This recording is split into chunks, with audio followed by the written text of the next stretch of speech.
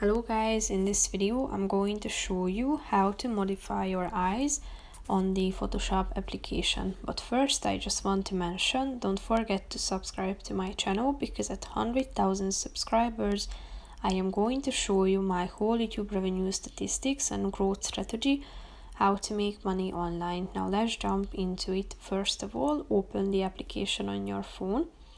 Then you should tap on the home button down below and click on the photo editor feature.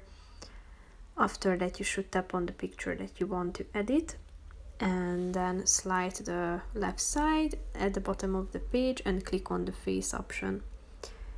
Here you should tap on the eyes section below the slider, which is the fourth option, and here you can tilt your eyes by the help of the slider. You can adjust the size of it, then the width, the height can also be adjusted, then the distance between your eyes. And basically that's it for this video guys. See you in the next one. Bye bye.